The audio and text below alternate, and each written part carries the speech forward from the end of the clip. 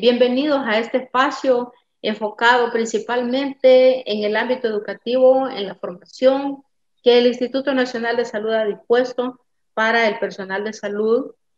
Seguimos con este ciclo de conferencias del Foro de Prevención de la Mortalidad Materna y del Cuidado Integral de la Paciente NIRMIS obstétrica, para recibir siempre información valiosa que actualiza tanto conocimientos de los profesionales de salud y realiza las mejores intervenciones propuestas por ellos con el desarrollo de jornadas que estamos haciendo de forma progresiva. Estamos apoyando el esfuerzo del Plan Integral Nacer con Cariño, que es una ley actual que fue aprobada ayer por la Asamblea Legislativa de este país, en el contexto de la política Crecer Juntos, impulsada por la primera dama de la Nación, la licenciada Gabriela de Bukele, a quien saludamos y felicitamos con mucha alegría con motivo de que esta ley ha sido aprobada por el Congreso salvadoreño. El tema de esta tarde es atención integral de la gestante con enfermedad renal crónica. Será compartido por la doctora Oralia Alejandra Orozco Guillén, a quien tenemos el gusto de recibir y darle la bienvenida. Ella es especialista en medicina interna y nefrología de nacionalidad mexicana. La doctora Orozco destaca en sus actividades esenciales como médico adscrita a la unidad de cuidados intensivos del Instituto Nacional de Perinatología y es responsable del servicio de nefrología obstétrica del Instituto Nacional de Perinatología de México.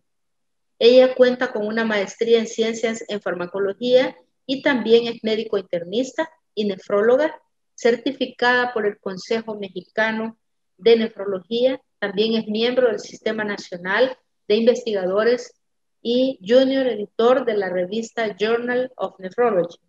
Cuenta con una larga trayectoria docente, con experiencia en elaboración de guías de práctica clínica que es tan valiosa en nuestro ejercicio, y es asesora de tesis y responsable también de publicaciones. Les invito a todos los participantes a mantener cerradas sus vías de audio y video para poder centralizar la atención en nuestra ponente. Le doy nuevamente la bienvenida a la doctora Orozco con el agradecimiento tan grande por haber destinado tiempo y espacio de su agenda tan ocupada para El Salvador. Sepa que aquí en El Salvador apreciamos mucho a nuestros hermanos mexicanos y que, bueno, El Salvador tiene muchas similitudes a México, solo que en pequeñito. Bienvenida, doctora Orozco, le cedo el micrófono y las cámaras. Muchísimas gracias, doctora Xochitl. Muchísimas gracias a la primera dama. Muchas felicidades y bueno, pues me uno a la moción de la doctora Xochitl y el agradecimiento por pues aprobar esta nueva ley que es tan importante para la salud del binomio. Muchas gracias por la invitación. Para mí es un honor estar con ustedes. Voy a platicar el día de hoy como quedamos, de la atención integral de la gestante con enfermedad renal crónica. Bueno, como panorama general, la enfermedad renal crónica, como ya sabemos, es un problema o representa un problema de salud enorme. Está entre las 20 causas de muerte en todo el mundo. Lamentablemente seguimos sin registro nacional de enfermos renales y pues no sabemos cuál es el verdadero impacto. Sin embargo, como dijo la doctora Xochitl muy bien, o como todos sabemos, pues esta patología pertenece al grupo de enfermedades NIRMIS, que bueno, en las que hay que poner crucial atención. Durante el embarazo, pues es difícil el diagnóstico, puesto que los mecanismos o los cambios fisiológicos asociados al embarazo cambian completamente la evolución y entorpecen un poco la identificación de la enfermedad renal durante el embarazo. Obviamente hay muy pocas guías de práctica clínica para o sobre que nos guíen sobre cómo manejar a este grupo de mujeres. Existen diferencias de género en cuanto al cuidado de la enfermedad renal, como en casi todas pues las patologías que incluyen a la mujer. Como primer punto, las mujeres parece que tenemos menos acceso al cuidado médico. Además, existen patologías propias de las mujeres, por ejemplo, lupus, síndrome de anticuerpos antifosfolípidos, enfermedad de Sjögren, que son mucho más prevalentes en mujeres embarazadas. Y obviamente el embarazo representa el único desafío para las mujeres, un único desafío que experimentamos las mujeres y por supuesto una oportunidad de lesión renal aguda y enfermedad renal crónica. Parece también que menos mujeres tienen acceso a la hemodiálisis o a terapia de sustitución y menos mujeres tienen acceso a fístulas arteriovenosas, mientras que cuando se trata del trasplante somos las primeras en levantar la mano, porque evidentemente cuando un varón o una chica joven pierde la función renal, la madre es la primera en decir pues que ella o en enlistarse como donadora renal. Estas son las dos guías de práctica clínica más importantes que nos guían sobre cómo pues, podemos tratar a estas mujeres o este grupo de mujeres. La guía del grupo italiano, publicada en el 2015, y recientemente la guía inglesa publicada en el 2019 por la doctora Wiles, que nos dice o nos señala algunas opiniones prácticamente de expertos sobre cómo tratar a estas mujeres. ¿Por qué los nefrólogos y los no nefrólogos también debemos saber embarazo?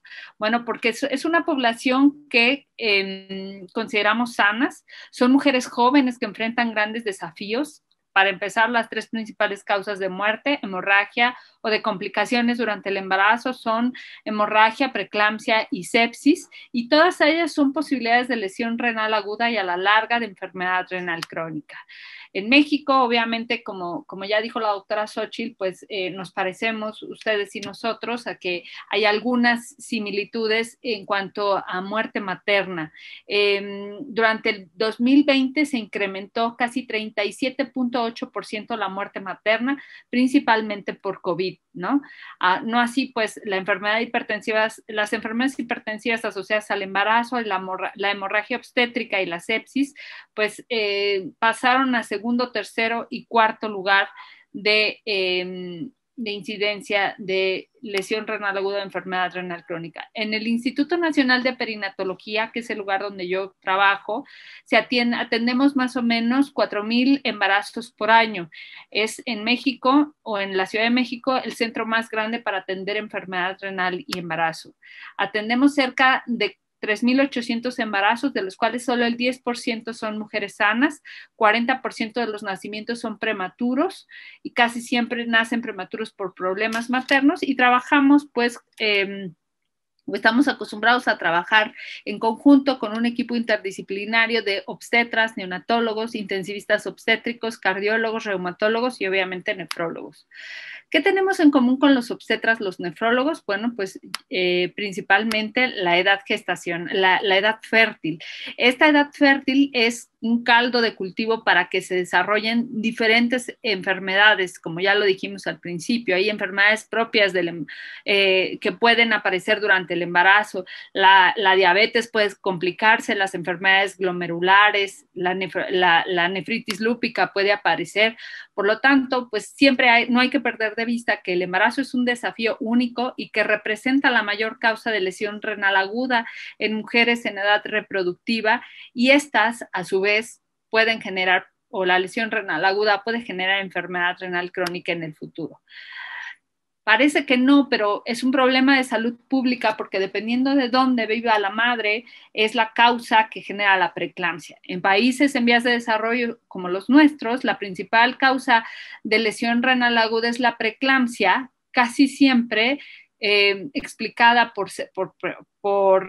la lesión renal aguda casi siempre explicada por hemorragia obstétrica, aborto séptico, mientras que en países desarrollados la causa de preeclampsia casi va de la mano a complicaciones de la madre, por ejemplo, cardiopatías congénitas o técnicas de fertilización asistida que pueden complicar a la madre.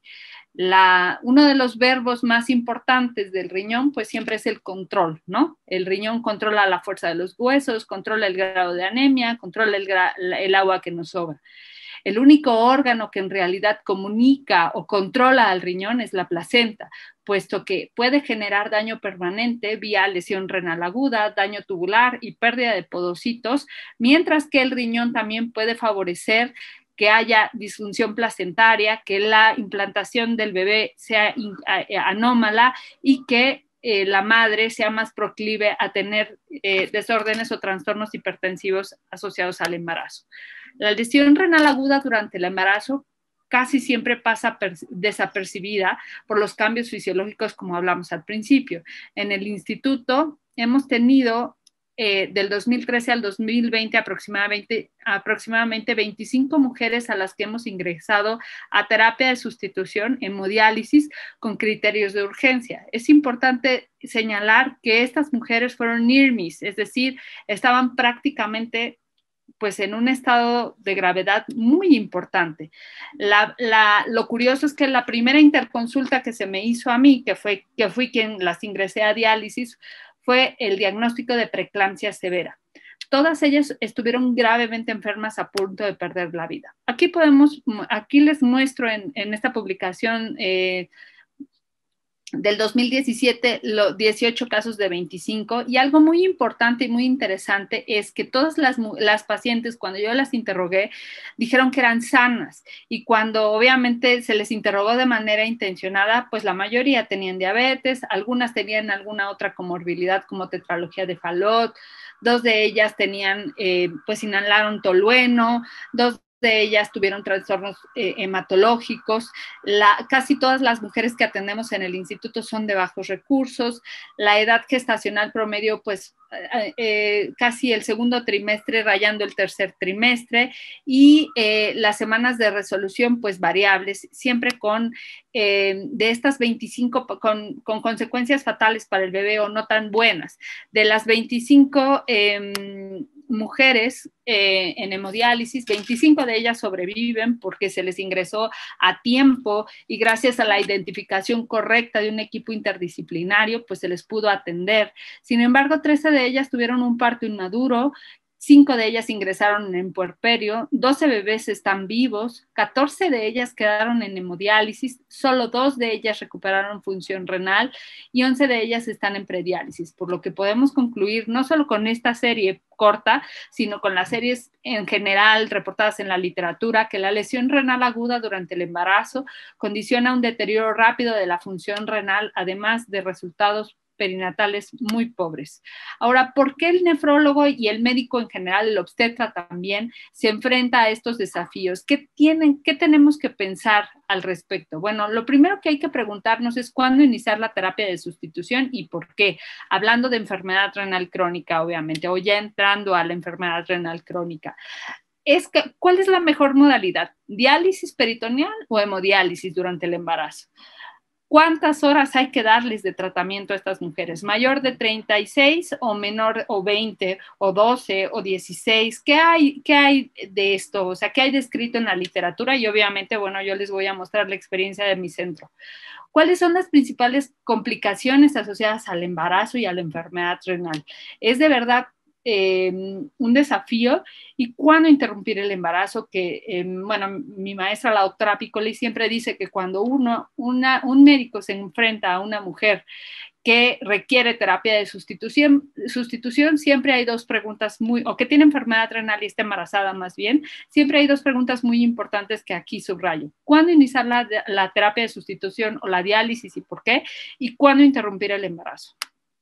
Este es el estudio más grande publicado más grande porque pues en realidad solo son 28 mujeres embarazadas, publicado en el Kidney International en el 2019 por Asamilla, en los cuales se describen 28 mujeres embarazadas y se encuentra debido a esta regresión que hay una relación inversa entre el peso al nacer y la concentración de BUN, es decir, que a menor BUN los bebés nacieron más grandes y a menor BUN los bebés alcanzaron una edad gestacional mayor. Es por esto que, pues, a lo mejor hay muchas personas que me dicen, es que cuando el boom rebasa 50, hay que ingresar a la madre a terapia de sustitución.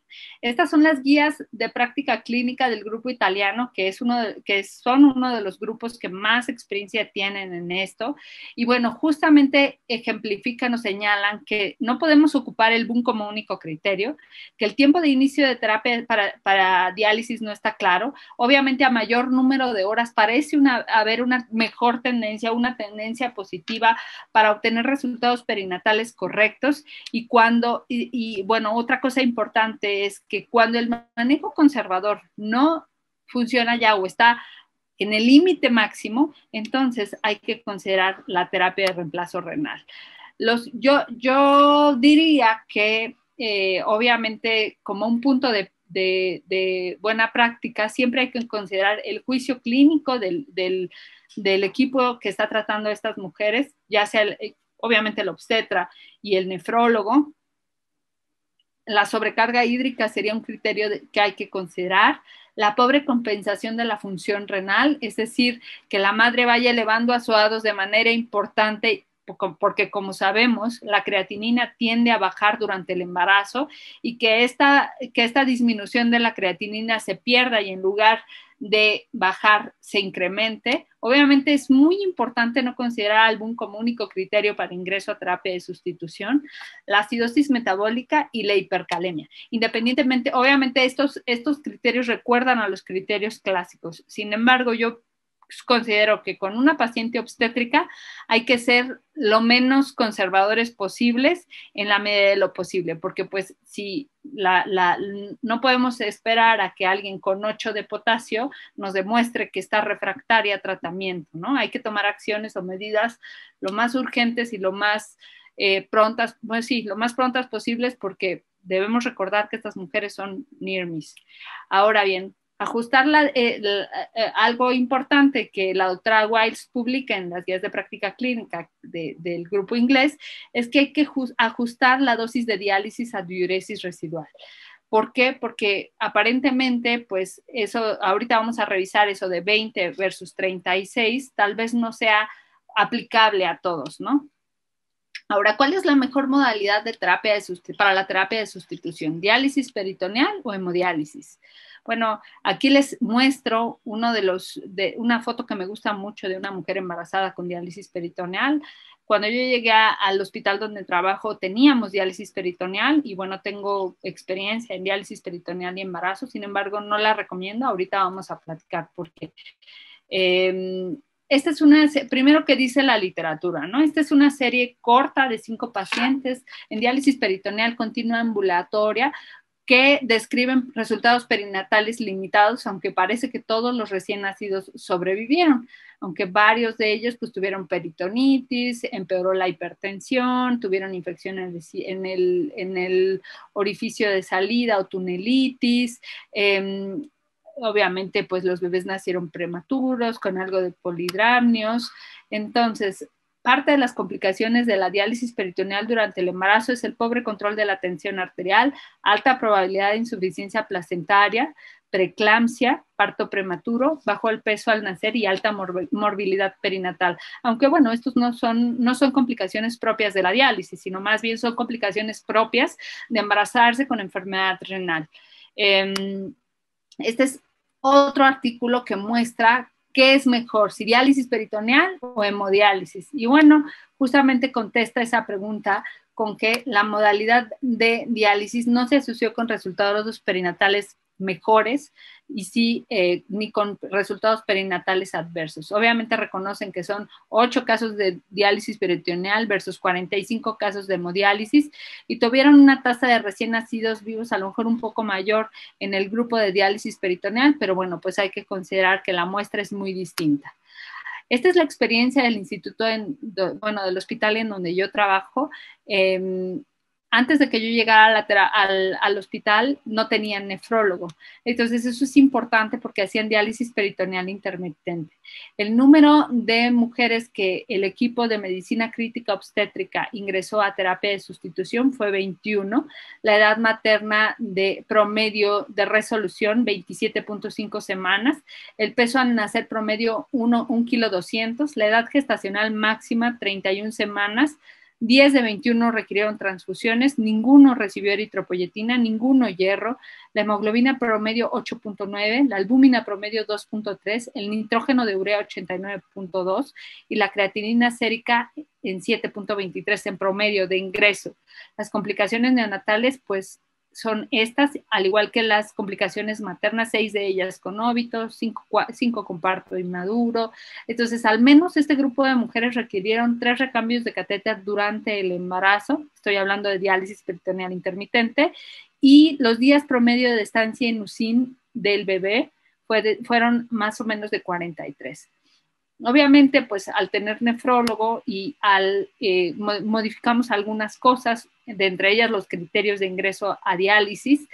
Yo ingresé entre el 2013 y el 2014 a 15 mujeres a diálisis peritoneal, cuya edad materna promedio fueron 25.5 años. El peso al nacer ya fue una diálisis peritoneal continua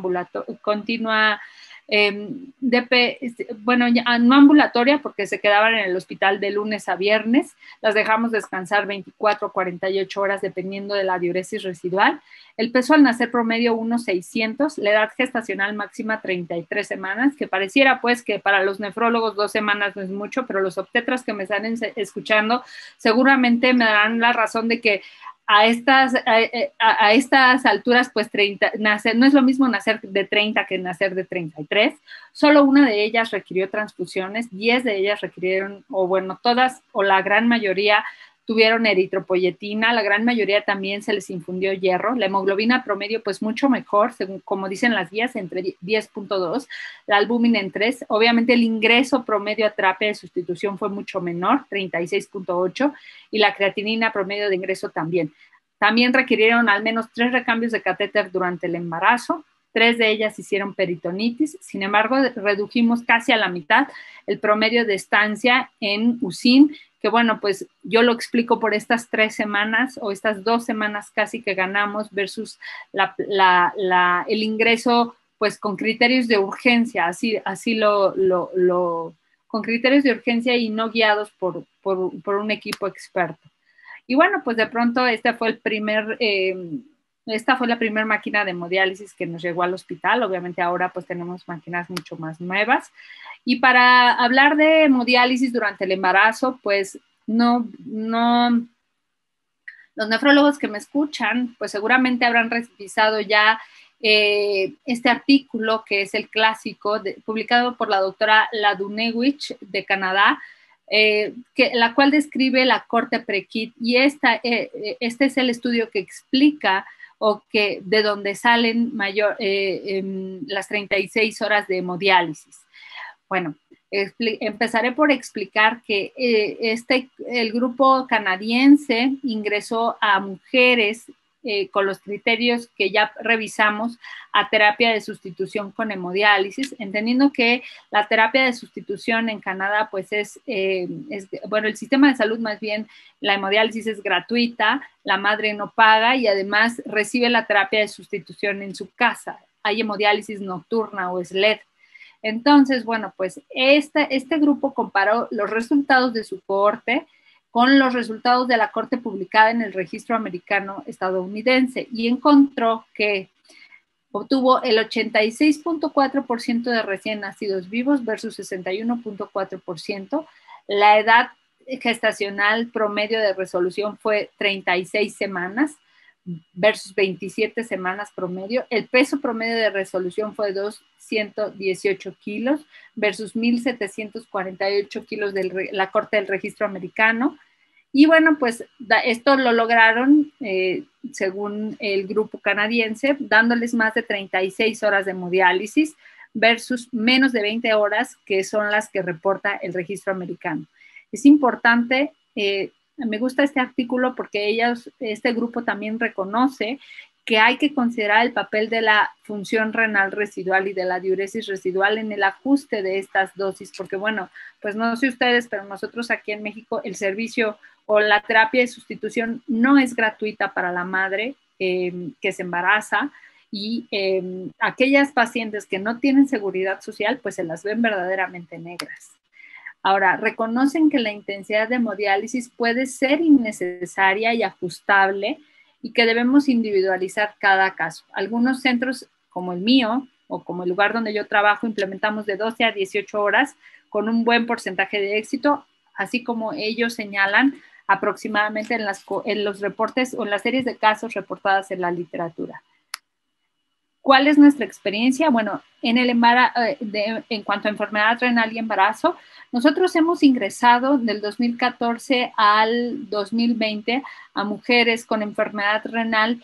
Ojo, es muy importante señalar que este es el grupo más difícil, el grupo de mujeres que no se conocían con enfermedad renal y que al mismo tiempo que saben que están embarazadas, saben que tienen requerimientos dialíticos. Entonces, ¿qué ocupamos para ingresarlas? El juicio clínico, pobre compensación de la función renal durante el embarazo. Obviamente consideramos el BUN y los criterios clásicos, acidosis metabólica, hipercalemia, sobrecarga hídrica, con el único objetivo de mejorar los resultados perinatales. Siempre especificando que la terapia de sustitución no va a cambiar la insuficiencia placentaria con la que el bebé pues ha sido procreado, ni tampoco va a cambiar la historia de preeclampsia, ni tampoco va a cambiar las comorbilidades que tiene la madre. Obviamente embarazarse e ingresar a hemodiálisis es de riesgo, sin duda.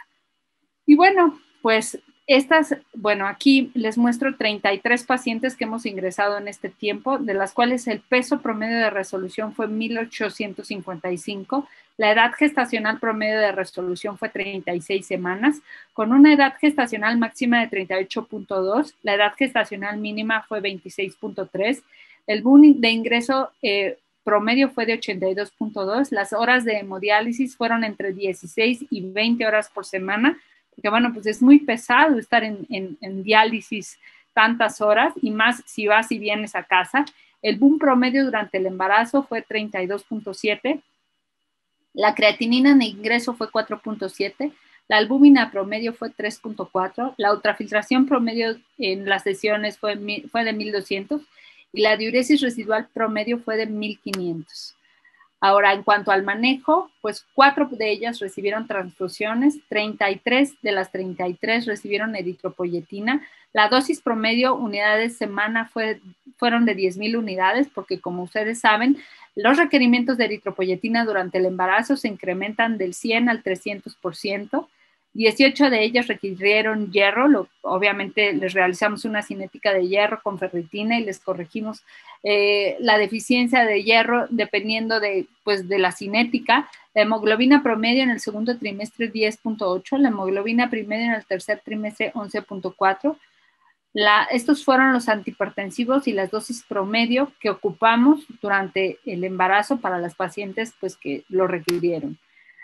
En cuanto a las complicaciones maternas, pues pretérmino temprano, 13, o sea el 39%, pretérmino tardío, 20, o sea el 60%, 12 de ellas, de las 33, desarrollaron preeclampsia, 3 de ellas tuvieron restricción del crecimiento intrauterino y 2 de ellas polidramios. En cuanto a las complicaciones neonatales, 15 de ellas, más o menos hemos ido reduciendo los días de estancia en UCIN promedio a 15. 4 de ellas hicieron distrés respiratorio y 2 bebitos requirieron apoyo mecánico ventilatorio. En general, los resultados globales del instituto, pues estas son las pacientes de ingreso tardío, es decir, aquellas mujeres que ingresaron NIRMIS, aquellas mujeres que ingresaron muy, muy graves, y estas fueron 14 pacientes, o sea, ya que llegaron con criterios de urgencia, no con los criterios clásicos. 10 de ellas hicieron óbitos, 9 de ellas tuvieron un bebé con restricción del crecimiento, 4 de ellas tuvieron partos inmaduros, la edad gestacional promedio 25, la edad gestacional máxima 26.5, el BUN promedio de ingreso 95.7, las horas de hemodiálisis igual 16 a 20, el boom promedio durante el embarazo 33.8 y bueno, lo único importante, la creatinina en 7.45, la ultrafiltración promedio un poco mayor, entre 1.5 y 2 litros, y estas mujeres orinaban un poco menos que, o casi 50% menos que las del grupo que se ingresó a tiempo y con calma.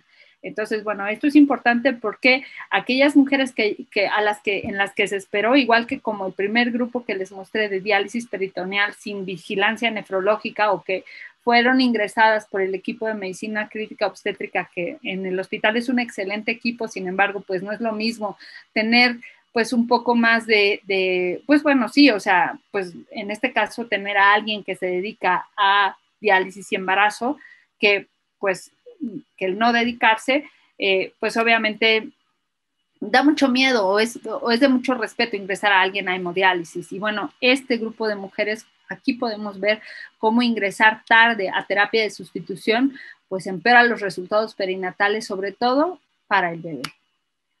La hemodiálisis en general de estas, bueno, ahora todas suman 47 mujeres embarazadas, 32 de ellas no sabían que tenían enfermedad renal. En promedio, las semanas de resolución fueron 32.6, el peso promedio fue de 1,855.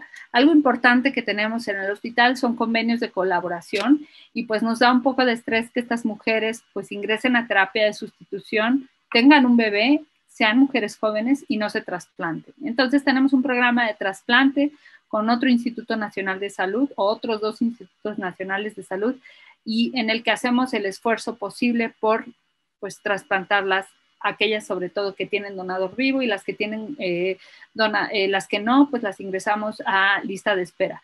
Obviamente los bebés, el 70% de los bebitos sobreviven y todas las mamás sobrevivieron también. Ahora, pues cuando comparamos nuestros resultados con el ANSDATA, el registro americano, la corte PREKID, y bueno, yo le puse a la corte del instituto IMPERKID, podemos apreciar que tenemos, comparado con el resto de las cohortes, estas 33 mujeres, el 70% de recién nacidos vivos, 25% de ellas tienen restricción del crecimiento intrauterino. Nosotros no podemos darle más de 18 a 20 horas por semana a una mujer. ¿Por qué? Pues porque nuestras pacientes ingresan o llegan vía ambulatoria al hospital y se van a casa, o sea, no podemos pues ir a su casa ni darles 36 horas, porque algunas de ellas, bueno, hasta este año ya no pagan, pero pagaban, sobre todo aquellas mujeres de bajos recursos. Las mujeres que tienen un poco más de recursos pagan una cuota mínima, pero pagan. La diuresis residual, pues que casi nadie publica, pero nosotros más o menos la tenemos documentada en 1,3 litros.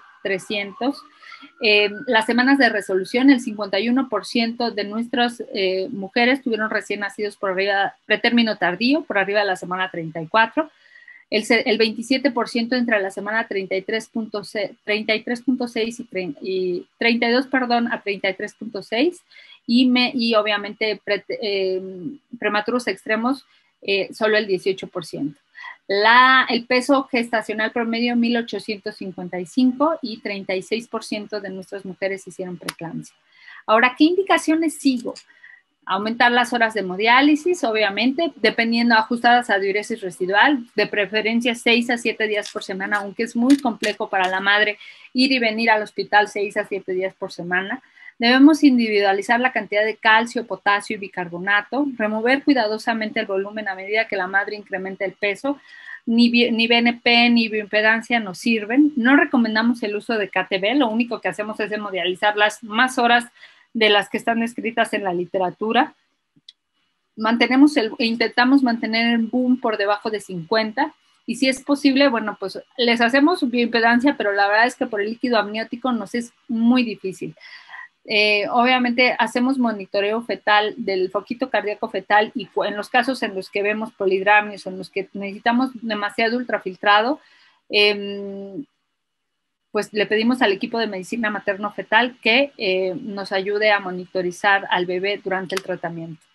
Obviamente, los puntos claves que hay que considerar en estas mujeres: intensificar la diálisis, utilizar la menor heparina posible, ocupar membranas biocompatibles, estar atentos al metabolismo del calcio y el fósforo, haciendo pues vigilancia de hormona paratiroidea, calcio, fósforo, vitamina o 25-hidroxivitamina D, el manejo de la anemia, pues inicialmente evaluando si tiene deficiencia de hierro o no, obviamente de ácido fólico y vitamina B12. Tenemos un equipo de nutriólogas que se encargan de ajustar la dieta para el embarazo y para el embarazo que recibe hemodiálisis y para el embarazo que recibe hemodiálisis 18, 16 o 20 horas por semana, dependiendo. Y obviamente la coordinación en general, nosotros trabajamos en equipo con el servicio de obstetricia, de nefrología, nutrición y medicina materno-fetal. Siempre, siempre la decisión de interrupción del embarazo es obstétrica. ¿Por qué? Porque pues no, yo soy la nefróloga, no decido cuál es el mejor momento. Obviamente ayudo en lo que yo puedo al equipo obstétrico, sin embargo la decisión siempre la tiene, o el mando siempre lo tiene el obstetra. Idealmente parto, pero no siempre se puede. Idealmente después de la semana 36, pero bueno, los que han visto o los que tenemos la experiencia de tener una mujer que tenemos que ingresar a alguien durante el embarazo, pues sabemos que estas cosas no se pueden controlar, no se pueden ajustar. Ahora, en el instituto no obligamos a nadie, como me imagino que ustedes tampoco, a dializarse. Y esta es una pequeña serie de mujeres que, a pesar de requerir terapia de sustitución, teniendo estadio 5, teniendo criterios, decidieron no hemodializarse y firmar pues un consentimiento diciendo que no querían hemodializarse, como me imagino que también les pasa a ustedes. Y los comparamos contra nuestras 33 mujeres que ingresaron a hemodiálisis oportuna.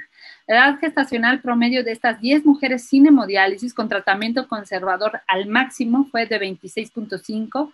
7 de ellas agudizaron la enfermedad renal, 2 de ellas tuvieron parto, 8 tuvieron cesáreas, 3 tuvieron preeclampsia, 5 de ellas hicieron restricción del crecimiento intrauterino, 7 de ellas tuvieron muerte neonatal prematura, y sus días de estancia hospitalarios, por supuesto, son menores que las de hemodiálisis, pero pues porque las mujeres que sí ingresaron a hemo, pues obviamente se les hospitalizó para varias cosas, ¿no?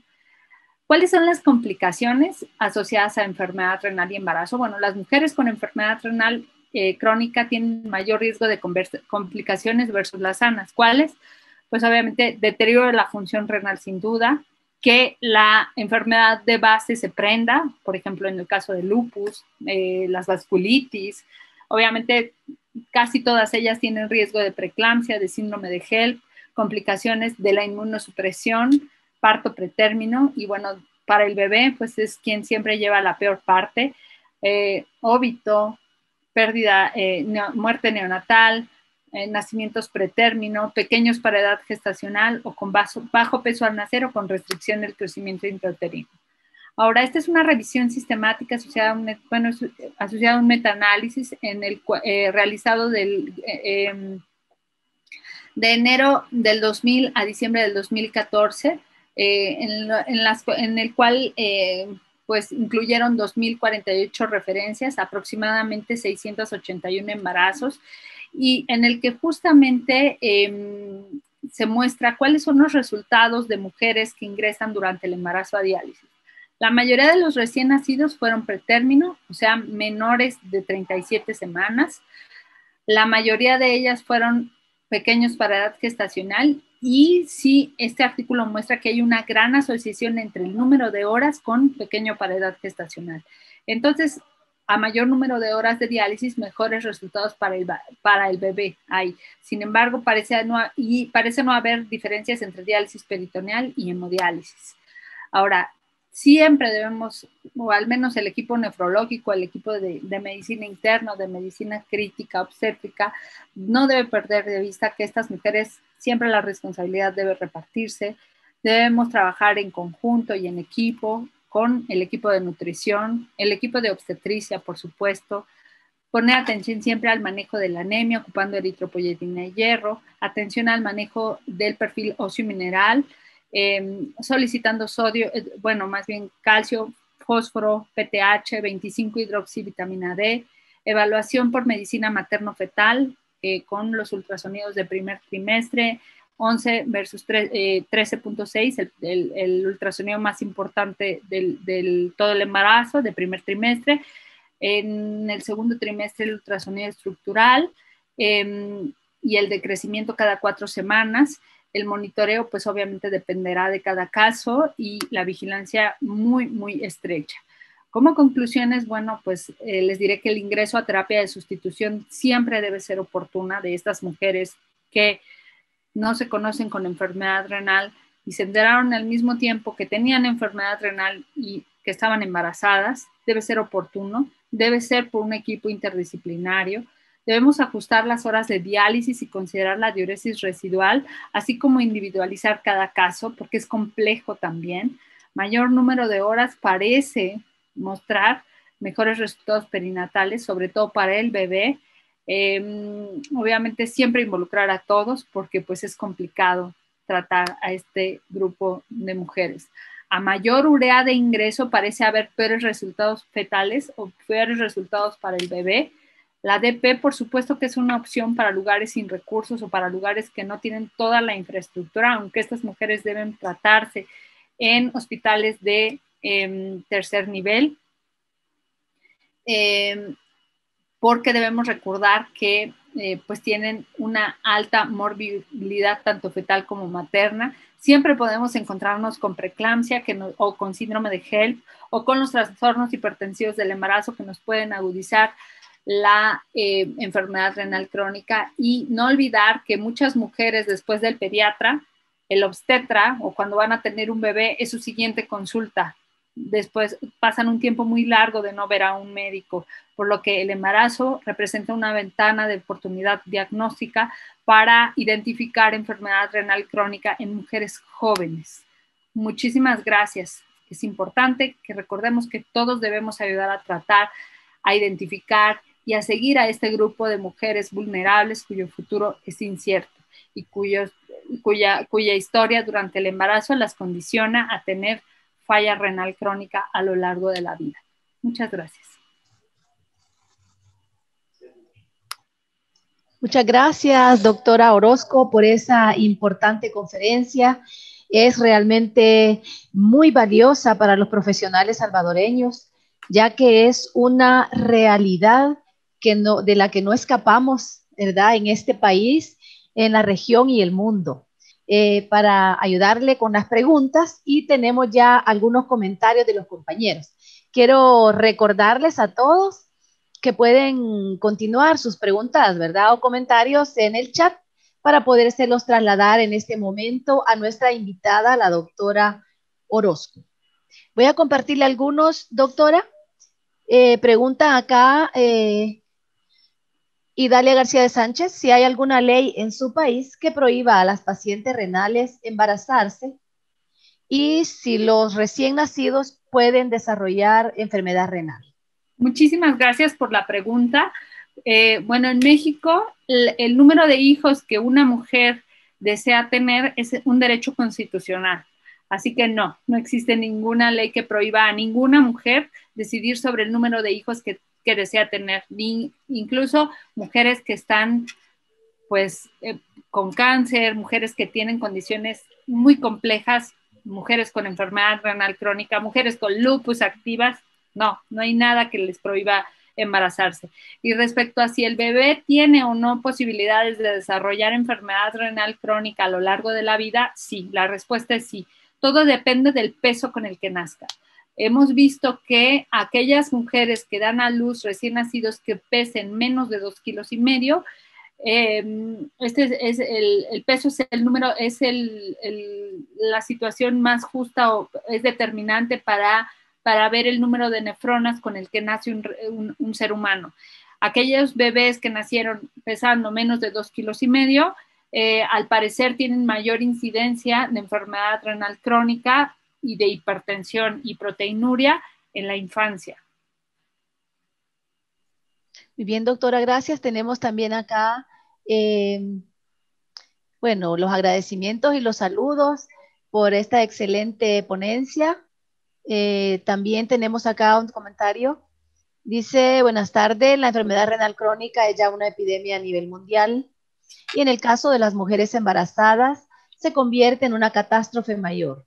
Es fundamental tener las competencias necesarias para manejar este tipo de pacientes, pero también la fase de prevención es fundamental.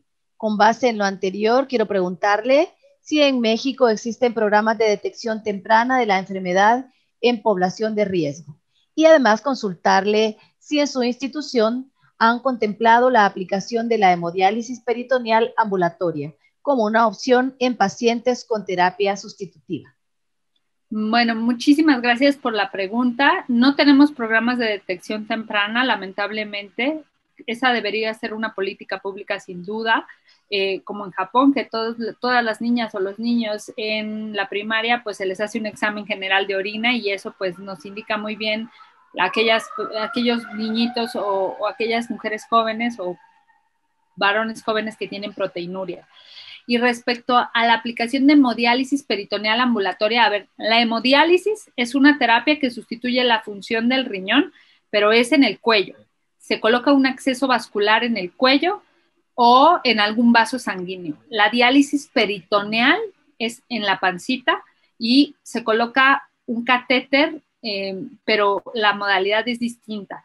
Sí hay algunos estudios que muestran DPCA, que es diálisis peritoneal, o DPA más bien, diálisis peritoneal automatizada con máquina de hemodiálisis. Hay algunos centros que la implementan. Sin embargo, aquí pues la situación es el riesgo de óbito, ¿no? El obstetra tendría que estar de acuerdo con el nefrólogo y la madre en que enviarla a su casa, dializarla con DPA, puede generar un incremento en el riesgo de óbito. Gracias, doctora.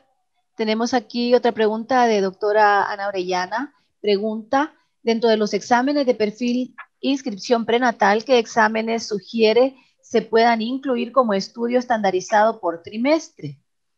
En la consulta, pregunta también, en la consulta preconcepcional, ¿cuál es el seguimiento a pacientes con riesgo renal o con daño renal que desean embarazarse?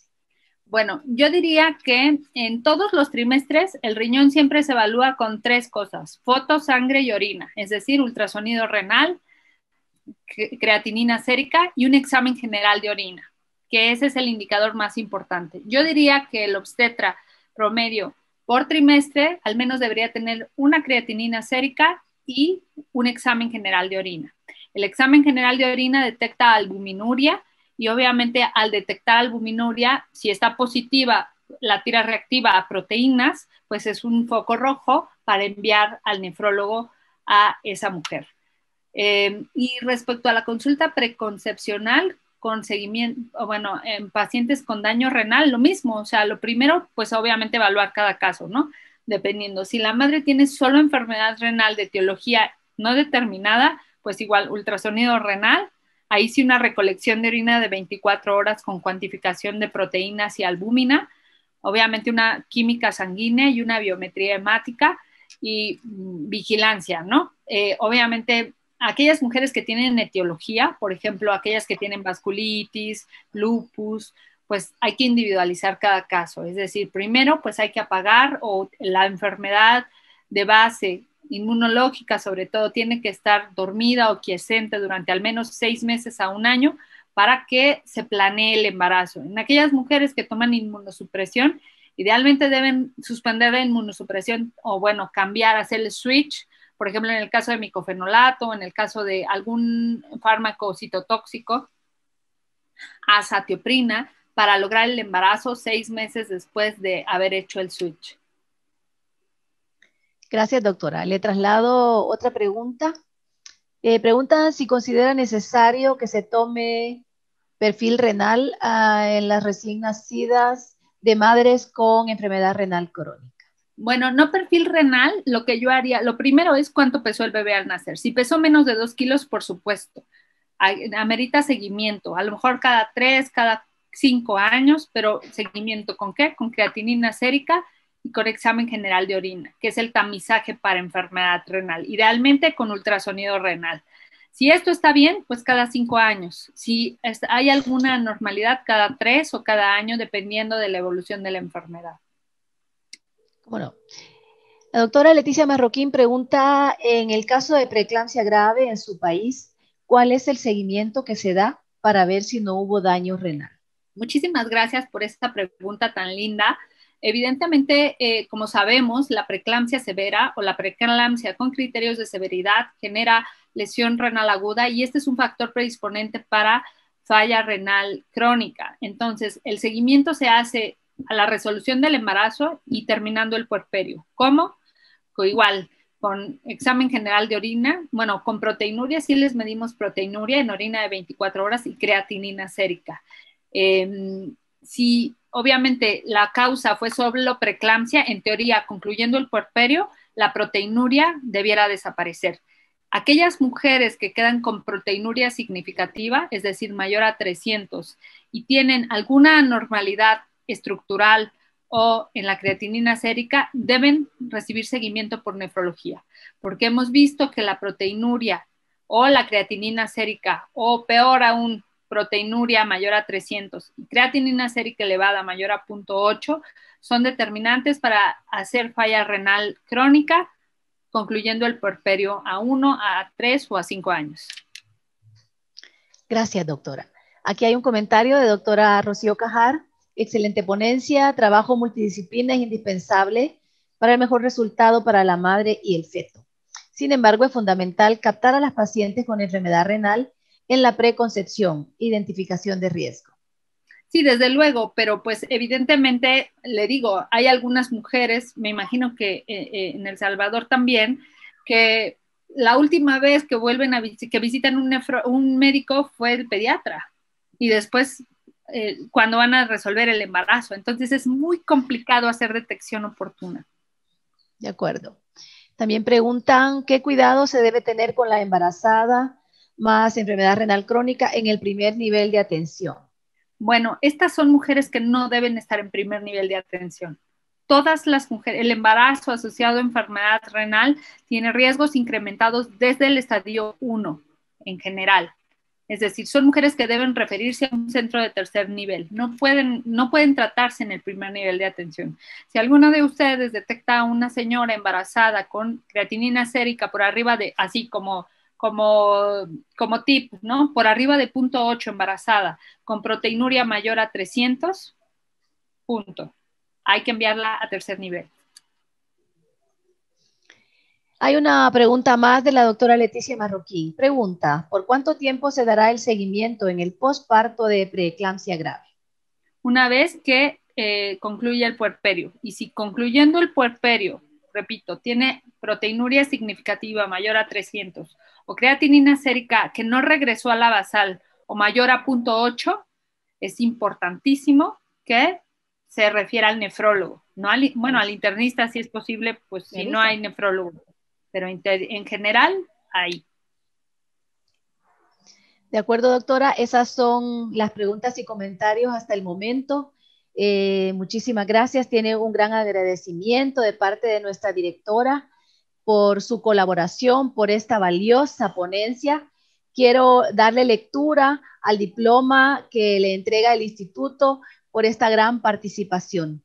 Dice así, el Ministerio de Salud, a través del Instituto Nacional de Salud de El Salvador, agradece a doctora Oralia Alejandra Orozco por haber impartido magistralmente la conferencia virtual Atención Integral de la Gestante con Enfermedad Renal Crónica, impartida a profesionales de la salud, San Salvador, a los 18 días del mes de agosto de 2021, firma nuestra directora, doctora Xochitl Sandoval.